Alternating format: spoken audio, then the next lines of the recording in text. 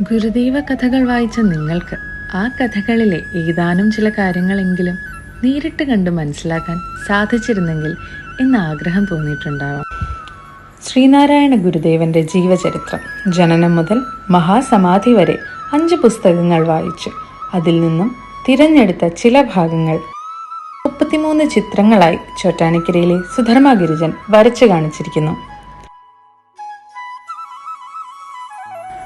മണിക്കൽ ഭഗവതി ക്ഷേത്രം. മണിക്കൽ അമ്പലത്തിൽ 2 പ്രതിഷ്ഠകൾ ഉണ്ടായിരുന്നു, ദുർഗാ ഭഗവതിയുടെയും ദേവിയുടെയും.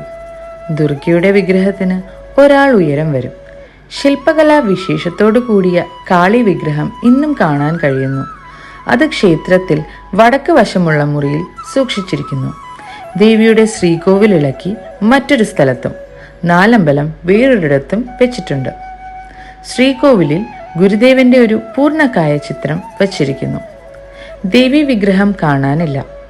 കാളി വിഗ്രഹം മാറ്റി അവിടെ ഒരു ശിവലിംഗം സ്ഥാപിച്ചത് ഗുരുദേവൻ തന്നെയായിരുന്നു.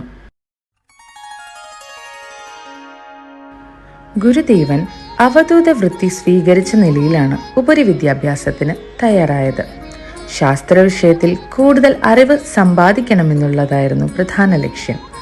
വാരണപ്പിള്ളിയിൽ പാർക്കുകയും രാമൻ പിള്ളയാശാന്റെ തൽക്കാല വസതിയായ ചെറുവണ്ണൂരിലുള്ള പാഠശാലയിൽ പോയി പഠിക്കുകയുമായിരുന്നു അന്ന്. ആശാന്റെ വസതിയിലായിരുന്നു വിദ്യാർത്ഥികൾ താമസിച്ചു പഠിച്ചിരുന്നത്.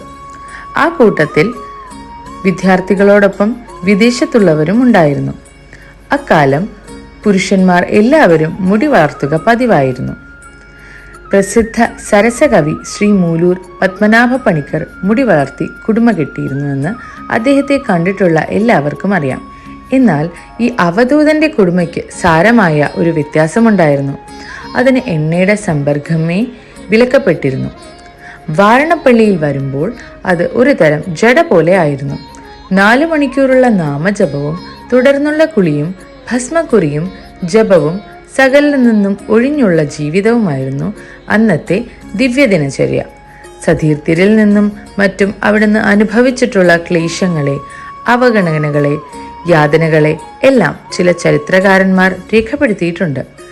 നാണുവിന്റെ ധ്യാനത്തെ പൂച്ച സന്യാസമെന്ന് അവർ പറയുമായിരുന്നു. വളരെ ഉപദ്രവങ്ങൾ അവിടുന്ന് ഏൽക്കേണ്ടി വന്നിട്ടുണ്ട്. വിനായകാഷ്ടകം, വാസുദേവാഷ്ടകം, ഗുഹാഷ്ടകം, ഭദ്രകാളിയഷ്ടകം, ദേവീസ്തവം മുതലായ അതിസുന്ദരങ്ങളും പ്രസിദ്ധങ്ങളുമായ കവിതകൾ അന്ന് രചിച്ച് ഭക്തജനങ്ങൾക്ക് നൽകിയവയാണ്. ഈ വക അഷ്ടകങ്ങളുടെ അടിയിൽ ഇതി ബാലരാമേന്ദേ വാസിന നാരായണേന വിരചിതം എന്ന് രേഖപ്പെടുത്തി കാണുന്നുണ്ട്. ശ്രീകൃഷ്ണ ദർശനം.